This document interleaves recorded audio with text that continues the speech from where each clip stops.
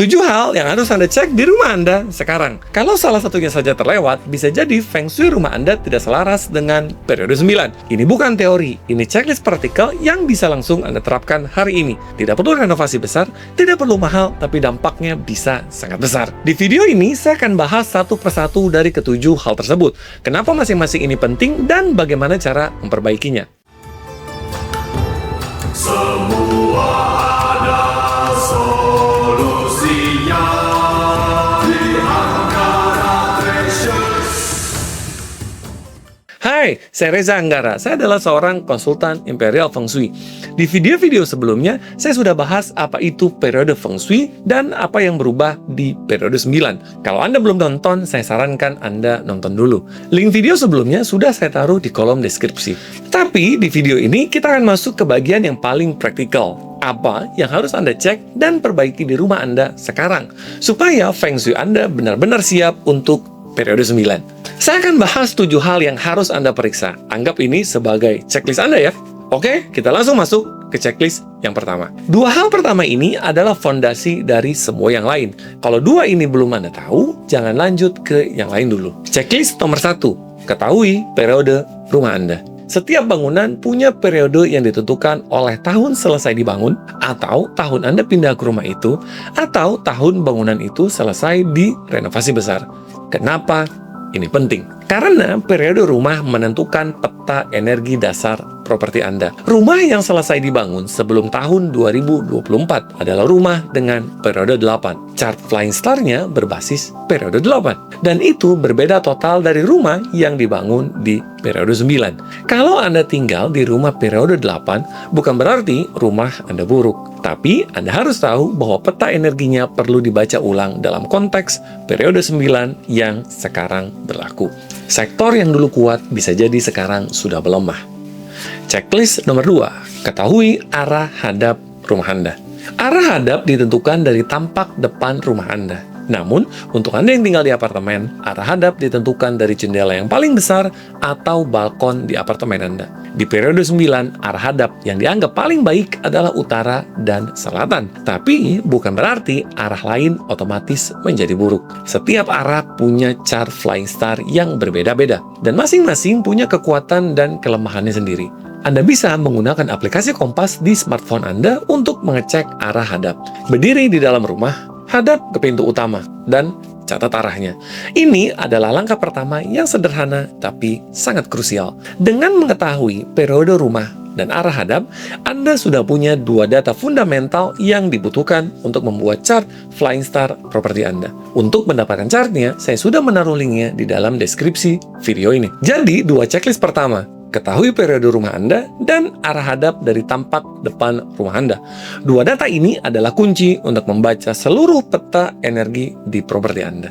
Sekarang kita lanjut ke checklist nomor 3 dan nomor 4. 2 checklist berikutnya berkaitan langsung dengan ruangan-ruangan penting di rumah Anda. Dan ini yang paling sering terlewat, padahal dampaknya sangat besar. Checklist nomor 3, analisa pintu utama rumah Anda.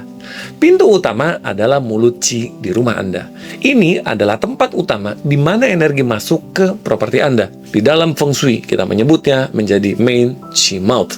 Yang perlu Anda cek adalah kombinasi Flying Star di sektor pintu utama rumah Anda. Apakah kombinasinya mendukung di periode 9 atau justru malah merugikan? Ini tidak bisa ditebak tanpa melihat chart yang sudah Anda buat dari checklist nomor 1 dan nomor 2. Selain itu, pastikan area di depan pintu utama Anda yang disebut dengan Ming Pang tetap bersih, terbuka, dan tidak terhalang.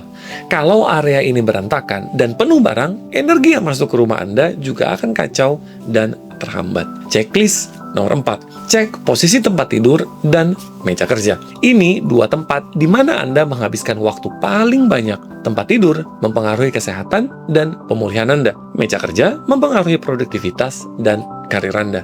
Dalam Imperial Feng Shui, kedua tempat ini idealnya ada di posisi command position, yaitu posisi di mana Anda bisa melihat pintu kamar tanpa langsung sejajar dengannya. Ini memberikan rasa aman dan kendali secara energi. Tapi di periode 9 ada tambahan yang penting.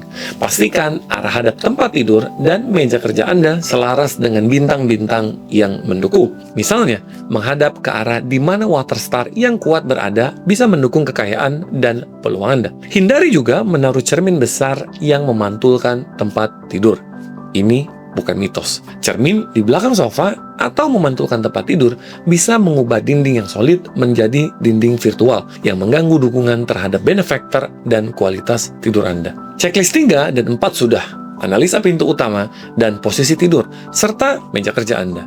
Ini dua area yang paling langsung mempengaruhi kesehatan, karir, dan kekayaan Anda sehari-hari. Masih ada 3 checklist lagi. Kita lanjut setelah ini.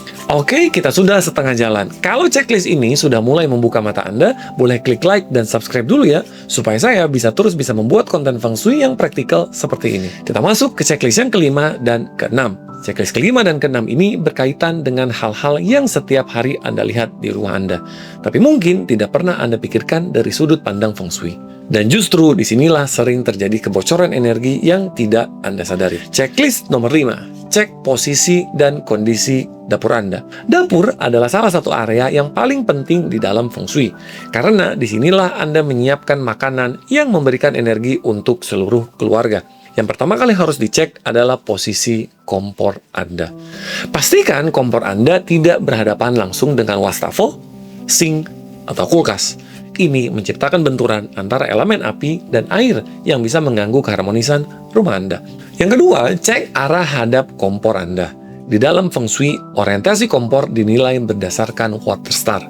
Arah hadap yang mendukung bisa memastikan kesehatan dan kemakmuran yang lebih baik. Dan yang ketiga, pastikan dapur Anda terang dan bersih. Warna yang lebih terang lebih baik karena bisa menarik cahaya dan memberikan kesan luas dan terbuka. Dapur yang gelap dan sempit cenderung menekan energi. Checklist nomor 6. Bersihkan dan singkirkan barang rusak.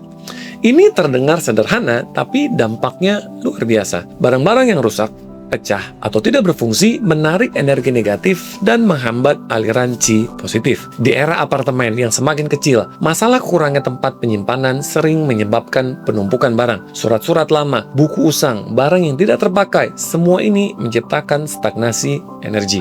Aturannya sederhana. Kalau rusak, perbaiki atau buang. Kalau tidak terpakai lebih dari setahun, lepaskan. Beri ruang supaya Qi bisa mengalir dengan lancar di seluruh rumah Anda. Checklist 5 dan 6. Periksa dapur Anda dan bersihkan barang rusak. Dua hal sederhana yang bisa Anda lakukan hari ini tanpa biaya apapun. Dan sekarang, checklist yang terakhir, yang paling penting. Checklist terakhir adalah checklist yang paling penting. Karena 6 checklist sebelumnya adalah persiapan. Yang ini adalah aktivasinya. Dan tanpa checklist nomor 7, semua yang sudah Anda lakukan belum lengkap. Checklist nomor 7, aktifkan bintang 9 dan selaraskan Feng Shui dengan paca Anda. Di periode 9, bintang 9 adalah bintang yang paling kuat dan paling berpengaruh. Ini adalah bintang dengan elemen api, dan kita ada di era api. Kekuatannya sekarang berada di puncak tertinggi. Kalau Anda perlu tahu di mana bintang 9 berada di rumah Anda, ini bisa dilihat dari Flying Star chart Anda yang sudah Anda buat berdasarkan checklist nomor 1 dan nomor 2. Pastikan sektor itu aktif, terbuka, dan tidak terhalang oleh barang-barang yang menghambat energi. Tapi, aktivasi bintang 9 saja belum cukup. Anda juga perlu memastikan bahwa penerapan Feng Shui Anda selaras dengan paca Anda. Karena setiap orang punya peta energi yang berbeda. Apa yang mendukung orang lain belum tentu mendukung Anda. Misalnya, ada orang yang elemen apinya sudah sangat kuat di dalam paca mereka. Kalau mereka terlalu banyak mengaktifkan energi api tanpa menyeimbangkan elemen yang lain, hasilnya bisa menjadi counterproductive. Jadi, keseimbangan itu krusial. Disinilah peran konsultan Imperial Feng Shui menjadi penting. Karena menggabungkan chart Flying Star Property dengan chart pace pribadi membutuhkan analisa yang mendalam dan spesifik. Ini bukan sesuatu yang bisa digeneralisasi. Ingat juga konsep Direct Spirit dan Indirect Spirit yang sudah kita bahas di video sebelumnya. Direct Spirit membutuhkan gunung atau dataran tinggi di arah selatan, barat, timur laut, dan barat laut. Indirect Spirit membutuhkan air di arah utara, timur, tenggara, dan barat daya. Cek apakah properti Anda sudah mendukung konfigurasi ini. Kalau semua 7 checklist ini sudah Anda periksa dan perbaiki, Anda sudah berada di posisi yang jauh lebih baik daripada kebanyakan orang yang bahkan tidak tahu bahwa Feng Shui mereka perlu diupdate. Checklist nomor 7, aktifkan bintang 9 dan selaraskan dengan baca Anda. Ini adalah puncak dari seluruh checklist. Tanpa ini, 6 checklist sebelumnya belum lengkap. Tapi ketika ketujuhnya sudah dicek, Feng Shui Anda sudah siap untuk periode 9. Sekarang Anda sudah punya 7 checklist lengkap untuk memastikan Feng Shui rumah Anda siap menghadapi periode 9. Saya ulangi. Pertama, ketahui periode rumah Anda. Kedua, ketahui arah hadap. Ketiga, analisa pintu utama. Keempat, cek posisi tidur dan meja kerja. Kelima, periksa dapur. Keenam, bersihkan dan clutter barang rusak. Dan yang ketujuh, aktifkan bintang 9 dan selaraskan dengan pace Anda. Ketujuh hal ini bisa Anda mulai hari ini. Sebagian besar tidak membutuhkan biaya. Yang dibutuhkan adalah kesadaran dan tindakan. Terima kasih Anda sudah nonton video ini sampai dengan selesai. Kalau Anda pengen tahu persiapan untuk periode 9, pastikan Anda nonton video ini.